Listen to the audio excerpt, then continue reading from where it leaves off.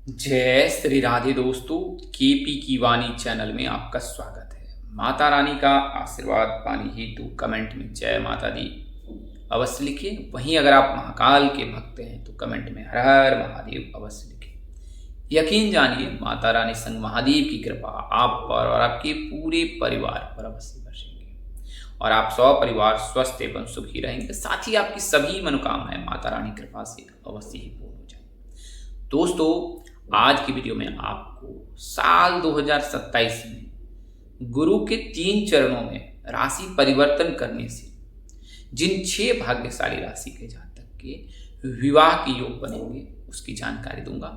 और ऐसे 2 भाग्यशाली राशि के जातक भी हैं या जातिका भी शामिल हैं जिनके साल 2027 में विवाह के योग बनेंगे। साल 2025 में, साल 2026 में भी उनके योग बने हैं, लेकिन साल 2027 में उन राशि के जातक के जिनके विवाह के योग नहीं बन पाए, किसी कारणवश विवाह में व्यवधान आया है, उनके लिए साल 2027 किसी वरदान से कम नहीं रहने वाला है, क्योंकि यह वर्ष आपके लिए सही साबित हो सकता है। क्योंकि इस वर्ष गुरु आपके लग्न भाव में विराजमान होंगे और गुरु आपके विवाह भाव में भी विराजमान होंगे। तो 2 भाग्यशाली राशि के जातक है जिनकी साल 2027 में गुरु की कृपा से विवाह के 100% योग बनेंगे।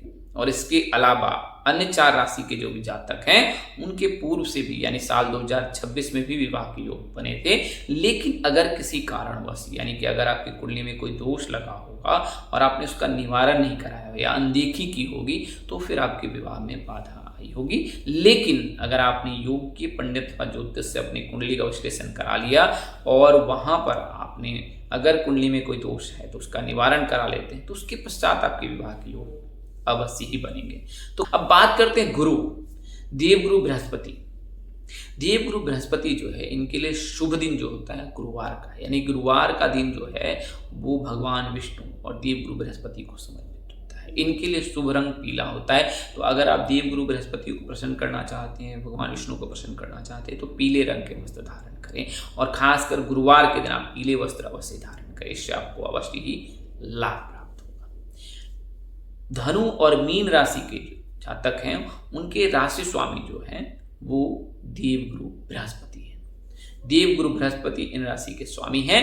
कर्क राशि में ये उच्च के होते हैं तो मकर राशि में ये नीच के होते हैं देवगुरु बृहस्पति। यानी कर्क राशि के जातकों को शुभ फल देते हैं और मकर राशि के जातकों को कर्म के अनुसार से फल देते हैं। आपको गुरु की कृपा पाने के लिए विशेष मेहनत करनी पड़ सकती है मकर राशि के जातकों, लेकिन कर्क राशि के जातकों पर तो उनकी विशेष कृपा रहती है। गुरु जो है ज्ञान, शिक्षक, संतान आदि के कारक माने जाते हैं, धन के कारक माने जाते हैं, सुख समृद्धि के कारक माने जाते हैं, ज्ञान के कारक माने जाते हैं। और गुरु जब किसी जातक की कुंडली में मजबूत रहता है तो जातक समय के साथ प्रगति की ओर अग्रसर रहता है। उसके पद प्रतिष्ठा, मान सम्मान, यश कृति में वृद्धि होती है अगर गुरु आपकी कुंडली में मजबूत है।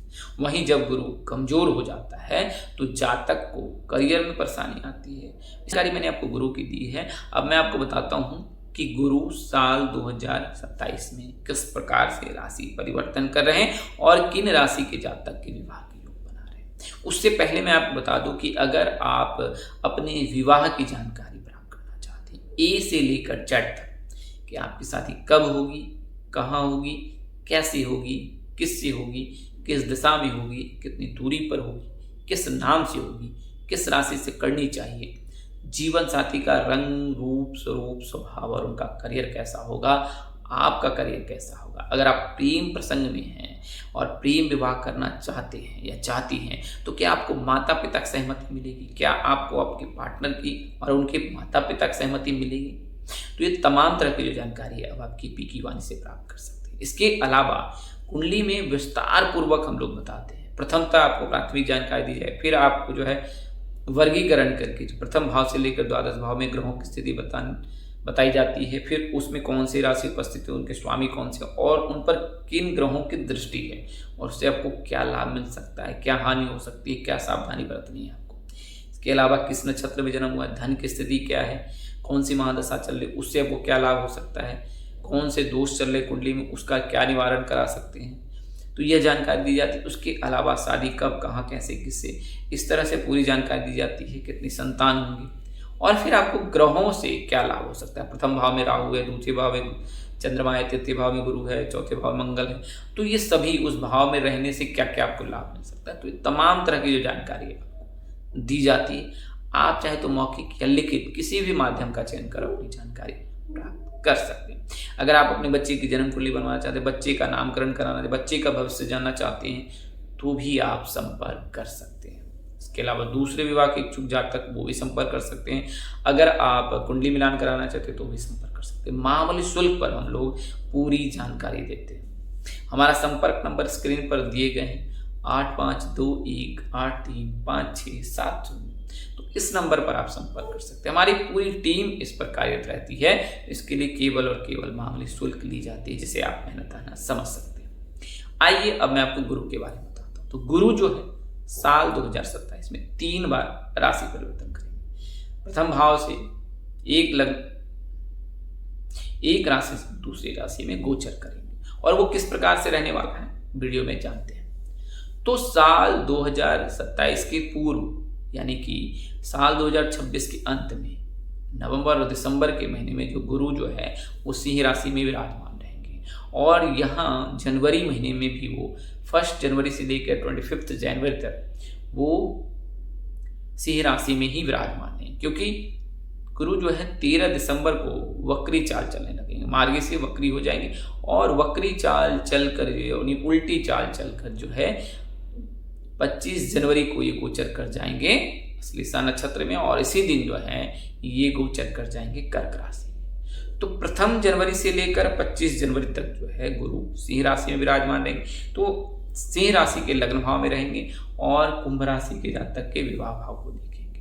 तो यहाँ पर 1 जनवरी से लेकर 25 जनवरी तक सिंह राशि के जातक के और कुंभ राशि के जातक के लिए उत्तम समय रहेगा, खासकर विवाह के दृष्टिकोण से। अगर आप एम नाम के जातक हैं, एस नाम के जातक हैं, जी नाम के जातक या जातिका हैं, तो वो समय आपके विवाह के लिए उत्तम रहेगा। इसके पश्चात 25 जनवरी को जब देवगुरु बृहस्पति वक्री चाल चलकर कर्क राशि में गोचर करेंगे, तो कर्क राशि के लग्न भाव में विराजमान होंगे, और यहां से फिर वो मकर राशि के जातक के विवाह भाव को देखेंगे। तो 25 जनवरी से लेकर 25 जून तक देवगुरु बृहस्पति विराजमान रहेंगे कर्क राशि में। तो यहाँ कर्क राशि के लग्न भाव को देखेंगे और मकर राशि के विवाह भाव को देखेंगे। तो दूसरे चरण में कर्क राशि और मकर राशि, ये 2 राशि के जातक के विवाह के योग रहेंगे। और अब तीसरे चरण की बात करें, तो तीसरे चरण में पुनः जो है देवगुरु बृहस्पति जो है वो कर्क राशि से निकलकर मार्गी चाल चलकर सिंह राशि में आ जाएंगे, और यहाँ पुनः जो है सिंह राशि और कुंभ राशि के जातकों के लिए योग बनाएंगे। यहाँ से प्रथम जनवरी से लेकर जो है 25 जनवरी तक जो संयोग था वो उसी प्रकार का संयोग 26 जून से लेकर 26 नवंबर तक रहने वाला है, जब इस दौरान देवगुरु बृहस्पति सिंह राशि में विराजमान रहेंगे। और 26 नवंबर को देवगुरु बृहस्पति सिंह राशि से निकलकर मार्गी चाल चलकर वो गोचर कर जाएंगे कन्या राशि, और जब देवगुरु बृहस्पति कन्या राशि में गोचर करेंगे तो वहां से पुनः जो है ये मीन राशि के विवाह भाव को देखेंगे। तो कन्या राशि और मीन राशि वर्ष के अंत में जब देवगुरु बृहस्पति राशि परिवर्तन करेंगे और सिंह राशि से निकलकर कन्या राशि में गोचर करेंगे, तो वहां से फिर वर्ष 2027 के अंत में यानी कि नवंबर दिसंबर में, और फिर वर्ष 2028 के प्रथम तिमाही में जो है कन्या राशि और मीन राशि के जातक के विवाह के योग बनेंगे। तो गुरु से क्या किन किन जातकों को लाभ मिलने वाला है? प्रथमतः सिंह राशि के जातक, फिर जो है कर्क राशि के जातक, पुनः सिंह राशि के जातक, और उसके पश्चात कन्या राशि के लग्न भाव में, ये लग्न भाव में विराजमान है। तो जब देवगुरु बृहस्पति सिंह राशि में रहेंगे तो कुंभ राशि के जातक के लिए, जब देवगुरु बृहस्पति कर्क राशि में रहेंगे तो मकर राशि के जातक, और जब देवगुरु बृहस्पति कन्या राशि में रहेंगे तो मीन राशि के जातक के विवाह भाव को देखेंगे। तो ज्योतिष ऐसा कहते हैं कि जब विवाह भाव में जो है गुरु विराजमान हो, लग्न में गुरु विराजमान हो, पंचम भाव में गुरु विराजमान हो, सप्तम भाव में गुरु विराजमान हो, लग्न भाव में जो गुरु विराजमान हो, भाग्य भाव में गुरु विराजमान हो, एकादश भाव में गुरु विराजमान हो, तो ऐसी परिस्थिति में जातक के विवाह के योग रहते हैं। यानी प्रथम, इसके अलावा पंचम, सप्तम, भाग्य भाव, नवम भाव और एकादश भाव यानी कि आय भाव, इन भाव में जब देवगुरु बृहस्पति रहते हैं तो विवाह के योग बनाते हैं। अब बात करते हैं सिंह राशि के जातक। तो सिंह राशि के जातक का नाम अक्सर एम से होता है और इनके पूर्व दिशा में विवाह के योग हैं।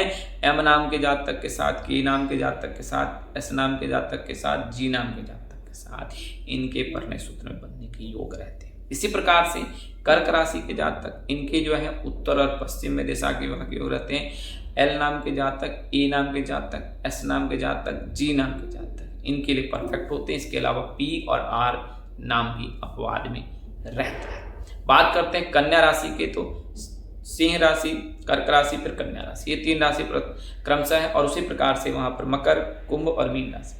तो कन्या राशि के जातक के उत्तर दिशा में ए नाम के जातक, एस नाम के जातक, जी नाम के जातक, टी नाम, टी यानी कि मीन राशि के जातक के साथ विवाह के योग रहते हैं या बनेंगे साल 2027। इसी प्रकार से मकर राशि के जातक के तो आर, ए, एस, जी पश्चिम और दक्षिण दिशा में, कुंभ राशि के जातक के पश्चिम दिशा में पी, आर, ए नाम के जातक के साथ, और वहीं मीन राशि के जो भी जातक हैं उनके लिए जो है एस, जी, बी, वी नाम के जातक के साथ परिणय सूत्र बनने के योग हैं। और उत्तर और पूर्व दिशा में आपके लिए विवाह के योग बन रहे हैं। तो कर्क राशि, सिंह राशि, कन्या राशि और उसी प्रकार से मकर राशि, कुंभ राशि और मीन राशि, ये 6 भाग्यशाली राशि के जातक हैं जिनके साल 2027 में विवाह के योग बनेंगे। और यह योग जो है देवगुरु बृहस्पति की कृपा से बनने वाले हैं। तो अगर आपकी राशि इनमें से कोई एक है तो आपको विवाह में अगर अभी बाधा आ रही है तो आप निश्चिंत रहें, आगामी वर्ष में आपको किसी प्रकार की परेशानी नहीं है। अगर परेशानी आएगी भी तो स्वतः ही छट जाएंगी। और वहीं आपको मैं सलाह दूंगा, अगर आप कुंभ राशि की जातिका है, मकर राशि की जातिका है, मीन राशि की जातिका है, सिंह, कर्क या कन्या राशि की जाति, तो आप देवगुरु बृहस्पति के निमित्त गुरुवार का व्रत अवश्य रखें। गुरुवार के दिन आप भगवान विष्णु और देवगुरु बृहस्पति की पूजा उपासना करें और इस दिन पीले वस्त्र धारण करें, पीली चीज़ों का दान करें। वहीं लड़के जो हैं सोमवार, शुक्रवार के दिन श्वेत वस्त्र धारण कर भगवान शिव को गाय के कच्चे दूध से अभिषेक करें। आपका अवश्य ही कल्याण होगा। जो भी मनोकामना होगी वो अवश्य ही पूर्ण होगी, खासकर विवाह संबंध को लेकर। बता दें आपको कि अगर आप शीघ्र विवाह के इच्छुक हैं तो आप ओम सृष्टिकर्ता मम विवाह कुरु कुरु स्वाहा इस मंत्र का आप उच्चारण करें पूजा के समय, आपको अवश्य ही लाभ प्राप्त होगा अगर आप की राशि इनमें से कोई एक है। हालांकि इसका तात्पर्य यह नहीं है, इस वीडियो के माध्यम से मैं यह बताने की कोशिश की है कि 6 राशि के जातक के गुरु के चलते विवाह के योग बनेंगे। तो इसका तात्पर्य यह नहीं है कि अन्य राशि के जातक के विवाह के योग नहीं बनेंगे। उन राशि के जातक के भी शुक्र की कृपा से, बुध की कृपा से, मंगल कृपा से, राहु कृपा से, शनि कृपा से, केतु कृपा से अवश्य विवाह के योग बनेंगे। लेकिन तब जैसा मैंने प्रथमतः बताया कि अगर कुंडली में कोई दोष नहीं लगा है, अगर दोष लगा है तो उसका आपने निवारण करा लिया तो अवश्य बनेगा। तो दोस्तों, ज्योतिष पंचांग मान्यताओं और ग्रह राशि परिवर्तन के आधार पर आपको यह जानकारी दी है। यह जानकारी सामान्य उद्देश्य के दृष्टिकोण से दी गई है। हमारा उद्देश्य महज आपको सूचना पहुंचाना, सूचना हेतु ले। अगर इसे आप मानते अपनाते हैं तो उपयोग करते हैं तो इससे पहले अपने नजदीक किसी प्रकार पर ज्योतिष से संपर्क कर लिए। तो आज के लिए इतना ही, अगले वीडियो में फिर मिलेंगे। तब तक के लिए मुझे इजाजत दें। आप जहाँ रहें मस्त रहें, स्वस्थ रहें, व्यस्त रहें। माता रानी का असीम कृपा पर बरसती रहे। परम पिता परमेश्वर आपको सद्बुद्धि, सत्मार्ग और आगे बढ़ने की शक्ति। नमस्कार, जय श्री राम दोस्तों, जय श्री कृष्णा, जय माता दी, जय वाहिगुरु, हर हर।